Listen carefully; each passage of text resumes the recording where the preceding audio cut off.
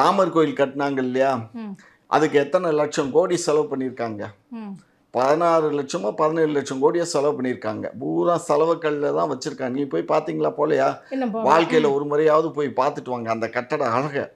ராமரை பார்க்குறீங்க இல்லையோ, கட்டட அழகையாவது பார்த்துட்டு வாங்க. அவ்வளோ பிரம்மாண்டமான கற்தூண்கள் அது இதுன்னு சும்மா எங்கே பார்த்தாலும் மார்பிளில் தீட்டியிருக்காங்க. அத்தனை லட்சங்களை செலவு பண்ணியிருக்காங்க.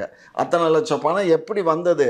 இவங்க ஆளுங்கட்சி ஃபோனை போட்டு மிரட்டி மிரட்டி இப்போ டாட்டா, பிர்லா, கோயங்கோ இந்த குரூப்பு தான் ஒரு காலத்தில் நம்ம ஃபேமஸாக பேசணும். இப்போ அப்படி இல்லை. இப்போ வந்து ரிலையன்ஸு, அதுக்கப்புறம் நம்ம அதானி, சரிங்களா? அதுக்கப்புறம் இப்போ இந்த ஒரு சின்ன ஒரு எக்ஸாம்பிள் சொல்கிறேன் இவங்க ஊழலுக்கு. அதாவது வந்து ரஃபேல் அந்த விமானம் இருக்கு இல்லையா, ரஃபேல் விமானம், அந்த விமானத்துக்கு ஸ்பேர் பார்ட்ஸ் செய்யறதுக்கு யாருக்கு கான்ட்ராக்ட் கொடுக்குறாங்க அப்படின்னு சொன்னால் அனில் அம்பானிக்கு. அனில் அம்பானி வந்து அந்த கான்ட்ராக்ட் கொடுக்கறதுக்கு 3 மாதத்துக்கு முன்னாடி மஞ்சள் நோட்டீஸ் கொடுக்குறாரு. மஞ்சள் நோட்டீஸ்னால் தெரியும்ல, லாஸ் ஆஃப் நோட்டீஸு. அவர் எஸ் பேங்க்கில் வந்து 80,000 கோடி கடன் வாங்கி அந்த 80,000 கோடியை கட்ட முடியாமல் அவங்க கம்பெனியெல்லாம் சீஸ் பண்ணிட்டாங்க. சீஸ் பண்ணி ஏலத்தில் விட்றாங்க. ஏலத்தில் விட்டால் 1 2 3 4 யாரும் ஏலம் கேட்க வரல.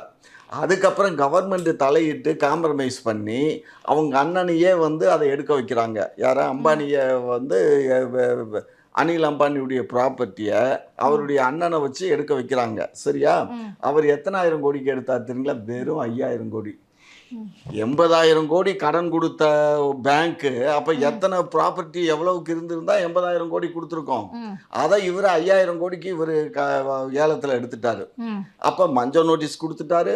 பேங்க்குக்கு எவ்வளோ லாஸு? இது மட்டும் 85, கேஷ் மட்டும் 85, இன்ட்ரெஸ்ட் போட்டால் எத்தனை அதில் 1 லட்சம் கோடி வந்துடும். சரிங்களா?